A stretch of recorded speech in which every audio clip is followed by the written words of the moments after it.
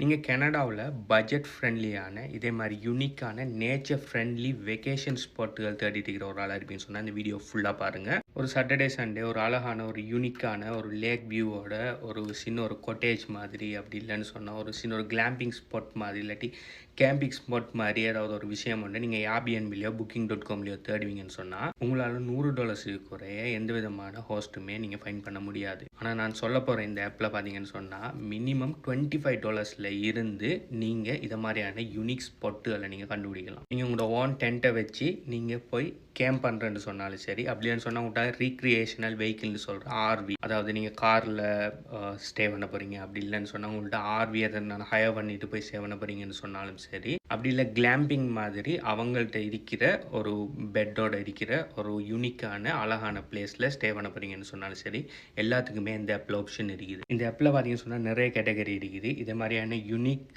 Clamping ஸ்பாட்டுகளை நீங்கள் எடுக்கலாம். இல்லாட்டி ஸ்டார் கேசிங்னு சொல்லி நல்லா ஸ்டார்ஸை வியூ பண்ணுற மாதிரி ஸ்பாட்டுகளை பார்க்கலாம். அப்படின்னு சொன்னால் பீச்சுக்கு பக்கத்தில் இருக்கிற பீச் கேம்பிங் எடுக்கலாம். லேக் வியூவோட இருக்கிற மாதிரி ஸ்பாட்டுகள், அப்படி இல்லைன்னு சொன்னால் உங்கள்கிட்ட ஆர்வி ட்ரெய்லர்ஸ் இல்லைன்னு சொன்னால் அதை பார்க் பண்ணி ஒரு நேச்சரோட இருக்கிற மாதிரி ஸ்பாட்டுகள். ஹாட் டப்ஸுகள், நீங்கள் அது சம்மந்தமான இன்ட்ரெஸ்ட் இருக்கிறாங்களா அப்படிங்கன்னு சொன்னால் அது சம்மந்தமான பிளேஸில், இல்லாட்டி டைனி ஹோம்ஸுகள், எல்லா ஆப்ஷனுமே இதில் இருக்குது. ரொமான்டிக்கான எங்கனான ஒரு ஸ்பாட், அப்படி இல்லைன்னு சொன்னால் காரை கொண்டு போய் நீங்கள் காருக்குள்ளே தங்க போகிறீங்க, காரோட சீட்டெல்லாம் அடிச்சுட்டு அப்படி அதுக்கும் ஸ்பாட்டுகள் இருக்குது.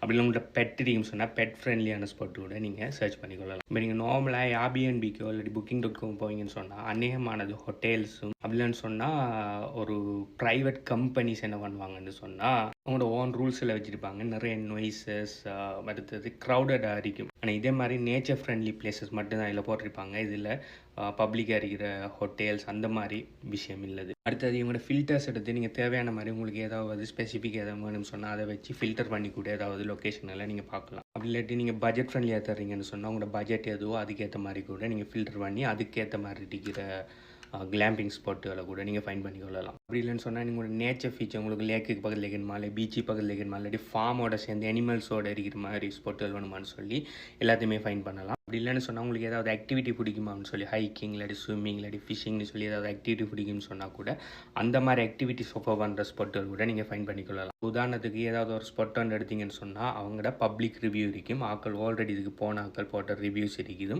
அந்த ரிவ்யூஸை நீங்கள் கிளிக் பண்ணி வாசிக்கலாம். ப்ளஸ் அந்த ப்ராப்பர்ட்டியில் என்னென்ன மாதிரியான ஃபீச்சர்ஸ் கொடுக்காங்க, எத்தனை பேர் போகிறீங்கன்னு சொல்லி ஆட்டோமேட்டிக்காக அந்த ஆப்பு கூடவே நீங்கள் புக் பண்ணிக்கொள்ளலாம். ப்ளஸ் அவங்களோட ரிவ்யூஸை கிளிக் பண்ணி ஆல்ரெடி போனாக்கள் என்ன மாதிரி அந்த பிளேஸை பற்றி சொல்லிக்கான்னு சொல்லி ரியல் டைம் ரிவ்யூவை நீங்கள் வாசிச்சு கொள்ளலாம். இது பார்த்தீங்கன்னு சொன்னால் ஹாஸ்டல் எழுதுகிற ரிவ்யூவில் ஆல்ரெடி உங்களுக்கு முதல் போனாக்கள் எழுதுகிற ரிவ்யூ. உங்களுக்கு தேவைன்னு சொன்னால் நீங்கள் இருக்கிற இடத்த சுற்றி என்ன மாதிரின்னு சொல்லி மெப்பில் கூட நீங்கள் இதை பார்த்துக்கொள்ளலாம். இப்போ ஒரு நல்ல ஒரு ப்ராப்பர்ட்டி வந்துருக்கு ஆனால் பயங்கர தூரத்தில் இருக்குன்னு சொன்னால் போயிடலாம், ரைட்? ஸோ உங்களோட இடத்துக்கு பக்கத்தில் இருக்கிற மாதிரி சரௌண்டிங் ஏரியாவில் இருக்கிற ஸ்பாட்டுகளை கூட நீங்கள் இந்த மெப் ஃபீச்சரை வச்சு கண்டுபிடிச்சு கொள்ளலாம். இந்த ஆப்போட முக்கியமான நோக்கம் பார்த்தீங்கன்னு சொன்னால் ஸ்மால் கம்யூனிட்டியை சப்போர்ட் பண்ணுறது. இதில் இருக்கிறாங்கலாம் ஜஸ்ட் ஃபார்மர்ஸ், அப்படி இல்லைன்னு சொன்னால் சும்மா ஒரு லேண்ட் ஒன்று வச்சிருக்கிறாங்களா, அப்படி யூனிக்கான ஒரு ரூம் மாதிரி வச்சு செய்கிறாக்களை கனெக்ட் பண்ணுறதுக்கு உருவாக்கப்பட்ட ஆப் தான் அது. ஸோ இது பார்த்தீங்கன்னு சொன்னால் பெரிய பெரிய மல்டிநேஷனல் கம்பெனிஸோ ஹோட்டல் செயினோ இல்லை. அதனால தான் உங்களால் ஜஸ்ட் $25 உங்களுக்கு வெக்கேஷன் ஸ்பாட்டுகளில் ஃபைன் பண்ணியாலும் இதே நீங்கள் ஏர்பிஎன்பி போனீங்கன்னு சொன்னால் எப்படி இருக்குன்னு சொல்லி நான் சொல்லி உங்களுக்கு தெரிய வேண்டிய அவசியம் இல்லை. குப்பை ரூமே மினிமம் $100 போட்டு வச்சுருப்பானு.